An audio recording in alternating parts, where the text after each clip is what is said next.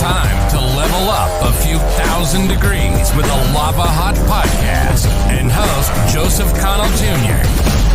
You'll hear from ordinary people who are doing extraordinary things, from tech startup CEOs and marketing professionals to authors, investors, and sales trainers. This show will be packed with information to help you level up in life or business, taking you from on fire up to lava hot. Hello and welcome to the Lavahot podcast. I'm your host, Joseph Connell. Today we're going to be talking about debt, and in most people's understanding of debt, it's a cuss word. It's a bad thing for you to take on. Certainly, there's different types of debt that I've come to learn that you have some good debt, there's some bad debt, but I wanted to bring on somebody who could really help us, one, differentiate the difference between good debt and bad debt. But then if you're in a bad debt situation and you're trying to navigate your way out of it, I definitely want to see if he can shed some light on how to navigate out of bad debt, how to maybe even use debt as a fuel inside of your business as well. But real quick, let me give you some background about our guest that we have today. Brad Nelson is a financial coach and host of the Debt-Free Dad podcast. He's on a mission to help people achieve financial freedom through his platform, Roots of Personal Finance, drawing inspiration from his own journey to overcome financial challenges. Brad, welcome to the show. Hey, thanks, Joseph. Appreciate it. Yes, sir. Yeah, so, this is a topic that I think is much needed right now. Just, in the state of the economy, I don't have the specific stats. I'm kind of disappointed in myself that I don't have this, but I had read something recently that like the debt inside of a household is just like through the roof nationally. And, I think just it's very well timed. I want to start with just getting an understanding of, one, your platform, the Roots of Personal Finance. I was hoping you could shed a little bit of background about that and Sure. just a little bit of information about yourself.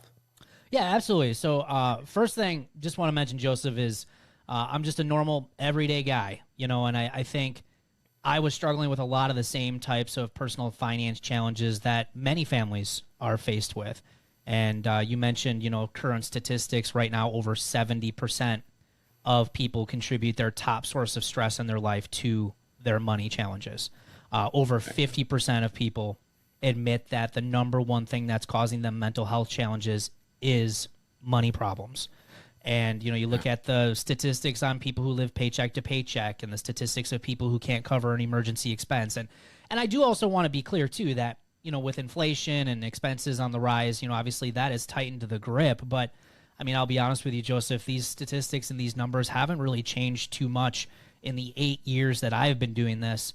And even prior to COVID and all of that stuff, the numbers were pretty much still the same. It's right. Just that people are feeling even more of that tightening of that grip because of expenses going up. They're feeling like, okay, the house of cards that we were living in for all these years that we were able to get by with now is really kind of falling very quickly for us because, as things are getting more expensive, we're realizing like, man, we weren't really in that good of a spot that we thought we were in. And so, right. Many years ago, I was kind of in that same spot, and it was during the whole housing bust and debacle back in, 2010, 2011. My first marriage ended in divorce, sadly, and neither one of us could afford this big house payment that we had signed up for and a lot of the debt that we had. And I was just stressed. I was in my early 30s at that time. I was making some good money, not tremendously great money, but still good money. And I was just like, I feel like I should be doing better, and when I actually really started learning about money and personal finance, I speak about it like I went on this personal finance crusade, right? I wanted to learn about it because no one ever really taught me about it. I was just kind of doing what everybody else was doing, which is why I was broke, right? And so when I started learning what other people were doing, successful people were doing with their money, and I just started applying some of those basic principles to my life, it actually really started to work. And I started to really have some success. I finally was having some money in the bank. I was paying off my credit cards, getting out of like these crazy, stupid vehicle loans. And I started just being intentional with my money, budgeting. It's amazing how many hours we work for our money, but how little time we actually spend managing and what we're supposed to do with it. right? And, you know, it's amazing. I'd spend a whole Sunday afternoon. I'm a big football fan. I'd spend a whole Sunday afternoon watching football from noon all the way up until 10:30 at night. And then on Monday, I complain that I'm broke. And it's like, well, did I do anything on Sunday to actually change that? You know?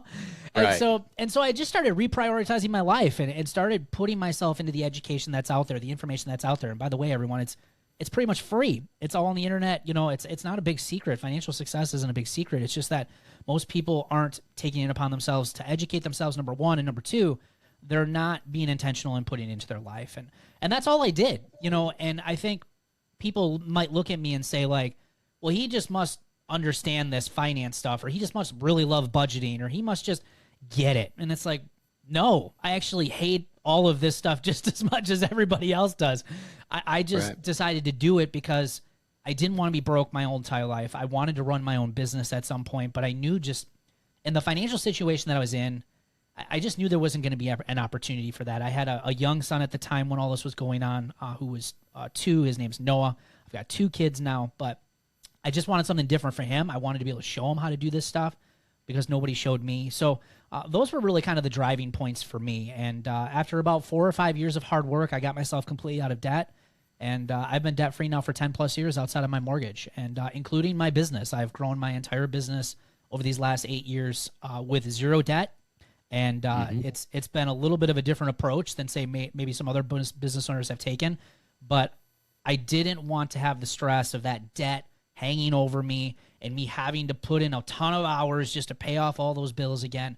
I wanted to do it slow. I wanted to do it intentional. And that can be agonizing at times, right? But it's been worth it from a stress level standpoint. There's no question. Yeah. So I want to ask, you know, for the listeners, if they are in a spot where they have this debt snowball that they're dealing with, you know, between, you know, maybe credit cards, their car, their mortgage, all of this stuff really starts to stack up and pile on. You know, if somebody's kind of faced with this, you know, we'll call it a mountain of debt, where would you say they should start to really get back on track and get themselves into a position of being debt-free? Yeah, I think before you even focus on the debt, I would focus on why is it there to begin with? You know, when it comes to personal finances, business is a little bit different, but when it comes to the personal side of things, a lot of what people's challenges are behavior, habits, and choices related. And I will say, I've coached thousands of people over the years. I've helped thousands of people save and pay off tens of millions of dollars. And it almost always comes down to that. Now, have there been a few people that have had life happen to them where they got sick and had a bunch of medical bills come up and things like that? Yes, that stuff's going to happen. There's no question. Obviously, that's not that person's fault, right? But when it comes to the majority of us, it's I wasn't paying attention. It's I fell for the emotional spending, the social influence, the keeping up with the Joneses mentality, the herd mentality of how popular society says it's okay to live paycheck to paycheck. Everybody else is doing it. And that's where a lot of it kind of comes from, is just the behaviors, habits, and choices. So the first thing I would say is let's check yourself. Where are you spending your money? Where's your money going? One of the very first things I have my members do as they come through our membership is I want you to go back and print out the last 3 to 6 months. If you want to be an overachiever, go back and do 12 months. 12 months of all your statements, your bank statements, your savings statements, your credit card statements, your PayPal, Cash App, Venmo. I mean, any place that you could be possibly spending money. If you're paying cash, start saving receipts, but start figuring out where your money's going. And for most people, in fact, I haven't had one person come back to me, Joseph, and say, you know, I went and did this work that you told me to, Brad, and I wasn't shocked at all. I hadn't had one person say that. In fact, it's quite the opposite. Right. They come back and they're like, holy crap. Like, I can't believe I'm not broke, actually. I'm like, I told you weren't, right? It's just life has this tidal wave effect on all of us. And money just seems to fall by the wayside. And we get ourselves in these patterns of behaviors, and we spend and we spend and we spend, and we're just not really quite paying attention to it anymore. And it's sad to say, but in this day and age, I mean, it's so easy to spend money and spend money that you don't even have by going into debt. They've made it so incredibly easy now.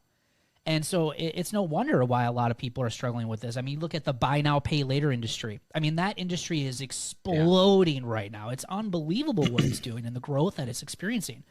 Well, it's because, again, a lot of us aren't paying attention. We go for these low monthly payments thinking that's going to be okay. We can afford it. And it's just adding on more and more of the stress. So first thing is you got to check yourself, become aware of, what are your habits? What are your choices? What are your behaviors? What's getting you into trouble? And then we got to go about the business of, okay, how do we start correcting some of those things? And that doesn't mean you got to cut everything out of your life, but we got to start readjusting. Yeah. So I'd be curious, after working with thousands of individuals, what are some of the common things that you see that they spend their money on? Number one thing, going out to eat. It is. I had a feeling that was going to be right at the top of the list. Yeah. Number one thing is going out to eat. And because again, it is, I think the food industry and the debt industry have so many similarities. Food is everywhere. Right? I mean, it is literally everywhere. Everywhere you go, there's food. So it's easy just to fall into this swiping the card and buying food and not being intentional with your food prep at home. And I've fallen for it too. Even today, still being debt free. I have to watch, what I'm doing. But yeah, food, going out to eat expenses. We see anywhere people, spending on the low end of, a couple $100, which is pretty reasonable. But I've seen people spend upwards of $2,000 plus per month. And these are just middle income earners. Right? These aren't huge, high six-figure income earners. These are just normal, everyday people. And so I would double check what you're spending there. Big one also that we see is a lot of subscription type services because again, they're low fee. They get on these automatic payments, and most people aren't really paying too close of attention of their bank account. In fact, we just did a podcast episode. It's about 3 or 4 months ago. There was an article that came out of a study on millennials that upwards of 50% of millennials have no idea what's in their bank account. And so when you start signing up for all of these little services, especially if you're doing on credit card or PayPal or things like that, they're just easy to forget, or they're easy to see. And it's it's only, $10. Yeah. And there was that whole meme a couple years ago that was going around, how do you waste $10,000 a year? It only takes about I think it's $27 a day and some change, $27 a day and some change. That's how you waste $10,000 a year. So, all of these little things start to add up. So subscriptions, another big area, and it has been for some time, and it continues to be, and it will be, is big car payments. Right now the average car payment here in the United States, according to USA Today, is right around $650. Obviously, interest rates are on the rise because of, everything that's going on in the world right now. And not only are these car payments obviously going up, but so are the terms on the loans, right? Where it used to be, a 48, 60-month loan was pretty average. Now we're starting to see 6 month, 7 month, 6 year, 7 year, 8 year, starting to be kind of like a normal thing. And it's not uncommon for me now to see a car payment that's well over $1,000 a month.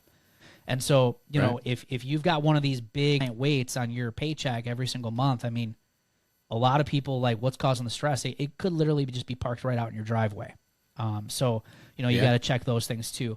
Obviously, medical bills and just, normal household expenses. Groceries is a big expense for a lot of people, especially with the way costs have gone up. Obviously, if you got kids, daycare expenses can be big, but there are still a lot of areas that people are spending money that are controllable, that you can reduce that. And again, I'm not saying or suggesting that to the point of not having a life, but just to the point where you're not suffocating yourself and causing yourself a tremendous amount of financial stress. Get yourself out of debt, and then you could bring some of that stuff back into your life and pay cash, and life's pretty good then. Right. Yeah, when me and my wife first got married, my uncle gave us this whole Dave Ramsey book set, which is where that debt snowball comment came in, where, that was our first initial it was the first book I had actually read on debt. At the time, I think I was 24 or 25. It was cool because it got us to have the conversation about debt and our budget and, all of that. And then you throw in that I've been following Grant Cardone as a sales trainer for about 5 to 10 years. And he has this very strong opinion about Dave/debt, which is, it is practical. I mean, it is, his blueprint is, if it can't be written off, if you can't pay for it twice, don't do it, especially on those big purchases. And there's a couple of categories there, but, it's definitely interesting. I had a feeling that you were going to say some of the big ones were food related. I'm very guilty of that. We all are. Being a father, being a husband. Yep. I run a marketing agency. The wife is also a part of the agency, and oftentimes we'll just get kind of in a rhythm at work, and then it's just, hey, let's just go run and grab Chipotle or. Yep. And that happens 2-3 times a week where it seems like it's just a faster option just to get that done. Right. But yeah, I mean, it definitely does add up. I'm willing to bet if I was to just look at how much we've invested in Chipotle in the last month, I'd probably have sticker shock. You might be able to own one, right? Yeah. Yeah. So I want to pivot into kind of the other side of debt in terms of like good debt. So for me, inside of my business, really the only reason where we use debt is in media buys. So if we're, a client comes on and if we're running some sort of ads for them, it all has to be placed on a card. So we do it that way. But I'd be curious to hear like, your thoughts on some areas within your business where you could leverage debt in order to grow the business. And obviously me being a marketing guy, I kind of think in that marketing mindset initially, but I'd love to hear your thoughts. Yeah. I mean, I think from a business standpoint, it's a little bit, I shouldn't say it's a lot different. I think you still have to be careful because obviously you can get yourself over leveraged as well. But I think anytime, like for instance, I've got a buddy of mine who owns a plumbing company, does very well for himself. And obviously he has, debt that he carries like on his equipment, on his vans, on things like that. And obviously he's leveraging debt there because if he brings on some of that equipment, obviously he can send out another guy and that's going to make more revenue for that business. So I think in any way that money is coming in, or I'm sorry, that debt that you're using is going to eventually create income. I think in that case, I mean, I think debt can be used in a very positive and smart way. But I think the reality is that, when it comes to the personal finance side, we're not looking at debt that way. If in a personal finance side, you could also look at it like, I want to become like a real estate investor. I want to leverage debt by, say, owning rental properties, right?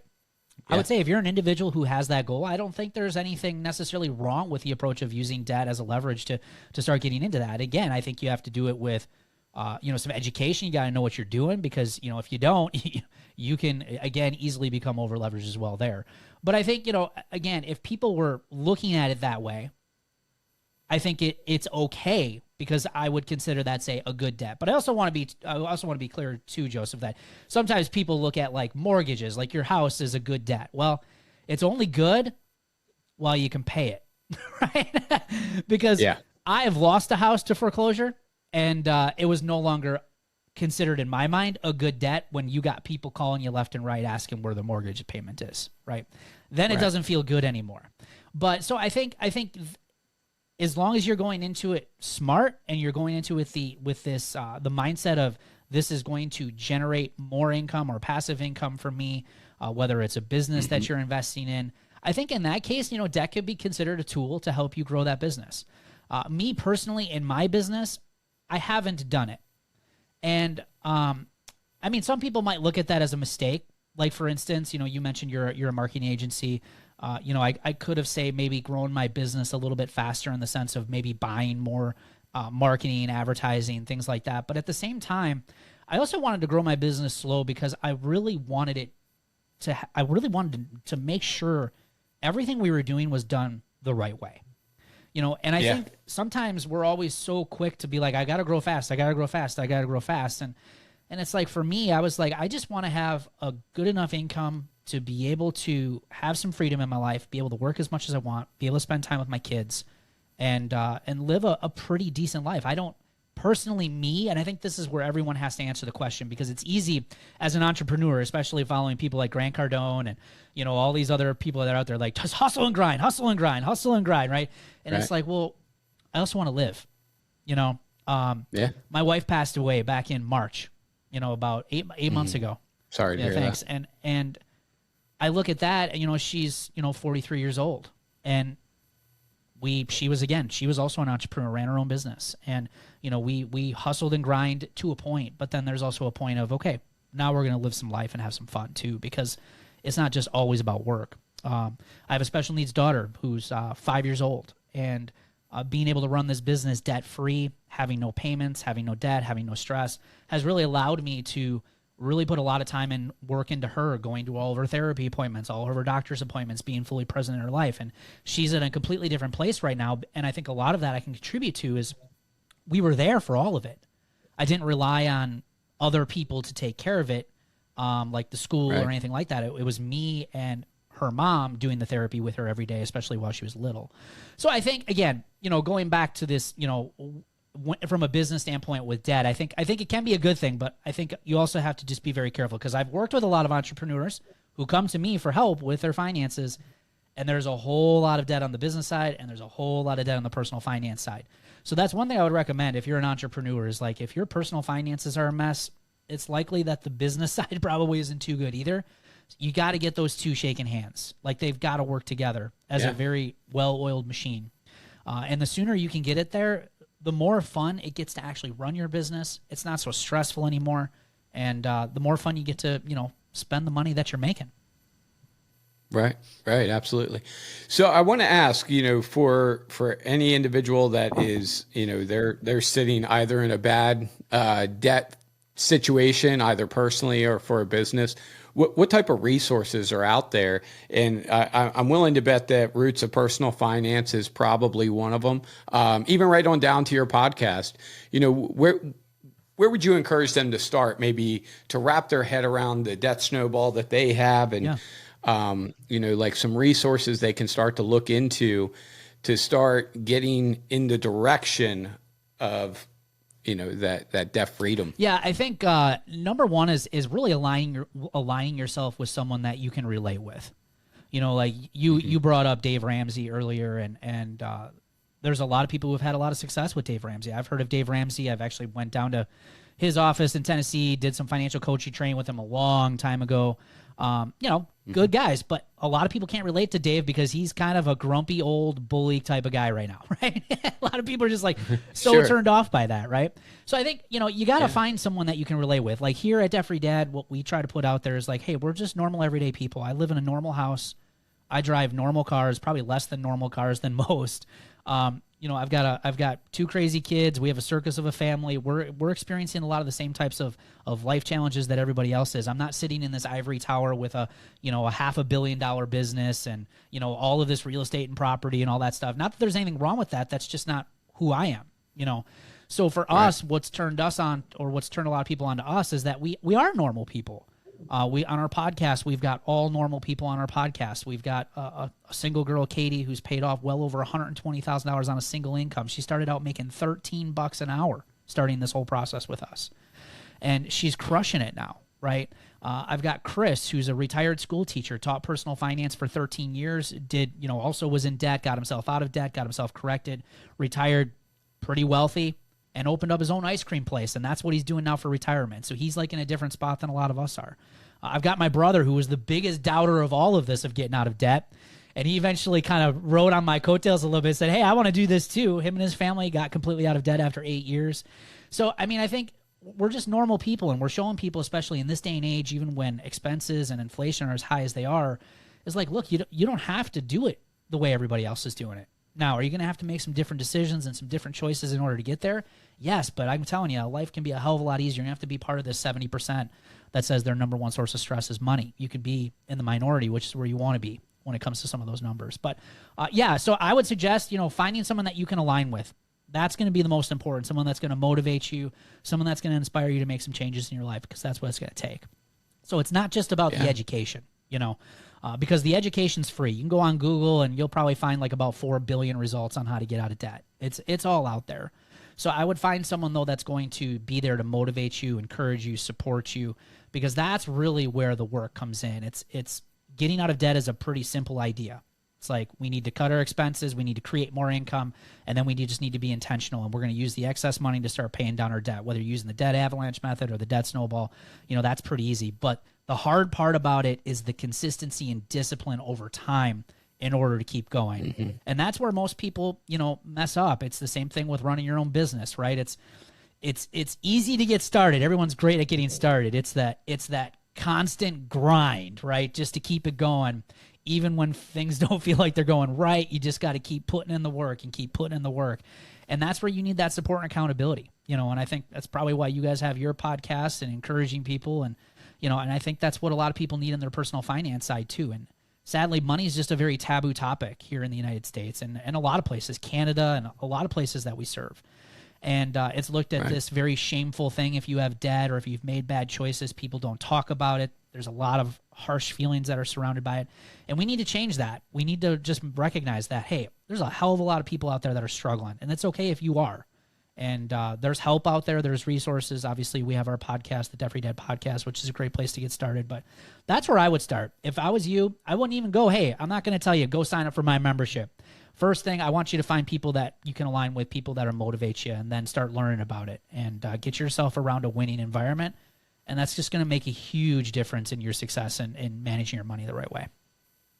Yeah, well, I appreciate that answer. And I know that you just said, maybe starting at, your membership isn't the right start, but I would like for the listeners to at least have an opportunity to understand what it is that you do have to offer within Roots of Personal Finance. Yeah.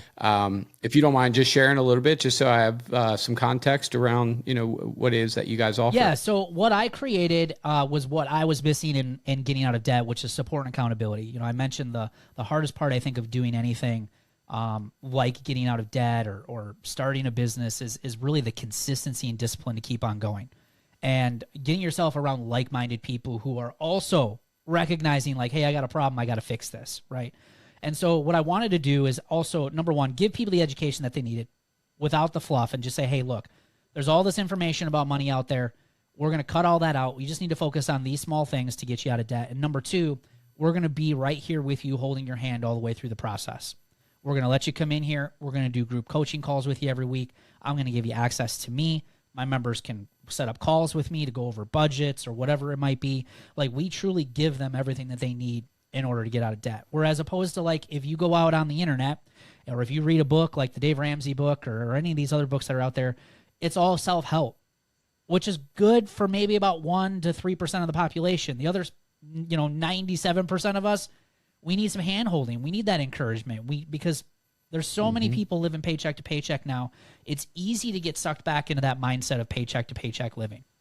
And even with the help of an accountability group like what we have, it is challenging because you're going against a system that is just this raging engine, right? And it's right. You got friends and family that are living paycheck to paycheck. You got friends and family that are going on vacations that they can't afford. You got friends and family that are buying cars they can't afford. And it's so easy to be like, well, if they can do it, I can do it, right? But the reality is those people are all broke, right? They're probably all struggling, and you don't want that kind of life anymore. So you need to put yourself in an environment that's causing you to take a different path and do some things different. And that's ultimately what we've created in our group. And I would say, Joseph, I think the number one piece of feedback that we get, I would love to say it was me that was the biggest help, but it's not what they say. They actually say it is the community that we have created in this program that has been the biggest contributor for these people saving and paying off tens of millions of dollars, because they realize, like, I'm not actually alone. There are other people out there who have struggled with this. They're giving me motivation because look at where they're at a year from when they started. Like, I can do this too. And so it just makes a huge difference. So that's ultimately what we've created in our membership, is just that support and accountability and that ongoing community to help people through the process of finally getting themselves to the point where they can live the financial life that they want without stress.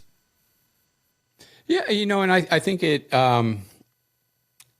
worth asking and maybe noting that I'm willing to bet that the individuals that you have coached and that you've worked with, they're not just maybe lower income earners. Oftentimes, are they a higher income earner with a higher, maybe potential net worth, that get into that trap of the keeping up with the Joneses mentality. Because because we have, a variety of different people that listen to the show. I don't want people to think that this is something that's only hitting people that maybe have a lower income or like even a minimum wage type of income. This is something that I think hits, your doctors and lawyers and marketing people and, your business owners. Yeah. It's a universal problem. Absolutely. Yeah, right? Absolutely. We actually just recorded a podcast episode about this as for higher income earners, people making over 6 years, and the percentage of those people now living paycheck to paycheck is growing steadily. And obviously inflation is playing a role of that. But yeah, I mean, higher income does not determine good financial health. It doesn't. You might be great at making money, but you may be lousy at managing it and making good choices with that money. I've had one member, and I'll mention her name, Shannon, because me and Shannon got a great relationship. But this is a perfect example. Shannon, she is works in the finance department for a large company out on the East Coast, and she does multi-million-dollar budgets for this company, manages a lot of their money and things like that. And so when she originally joined, makes a really good income. And when she joined, she's like, Brad, I was like, I've been doing accounting and finance. I just want to be sure. Is there anything that I'm going to learn from this? Because I just feel like I know what I'm supposed to do. I'm just not doing it. And I said, well, Shannon, that's your problem. You're just not doing it, right? So I said, you need to come in here and I'll show you like how to do it. We'll hold you accountable. We'll give you the support to do it. Her and her husband, within about 2.5 years, saved and paid off nearly $400,000. And so, yeah, I mean, higher income people, they need to pay attention to some of this stuff too. But the reality is, though, is that higher income can sometimes,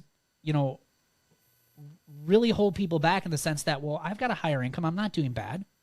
Well, again, just because you have a higher income does not mean you're just as broke as, say, someone making, $20, $30, or $40,000. You might have a fancier wrapper. You might look good, right? But if you looked at each other's bank accounts, there's not much that's different, right?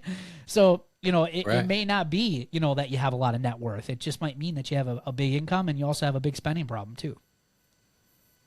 Yeah, very true.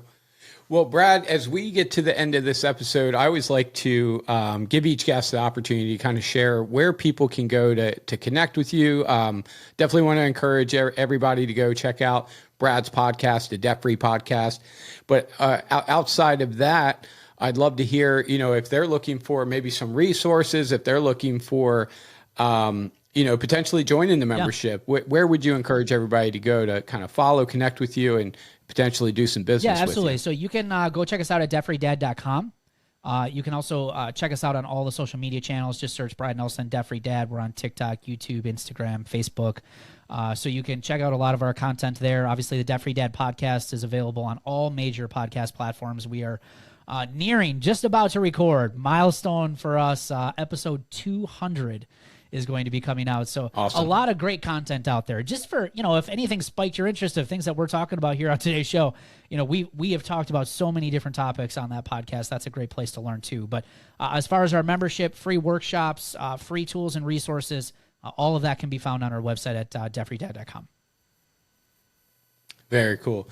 Well, Brad, I want to thank you for coming on the show. For those listening, just know if you go to the lavahotpodcast.com, on there, if you search for Brad Nelson, we'll have a full profile laid out for him. You'll see this episode. You'll also see the video linked right there for YouTube.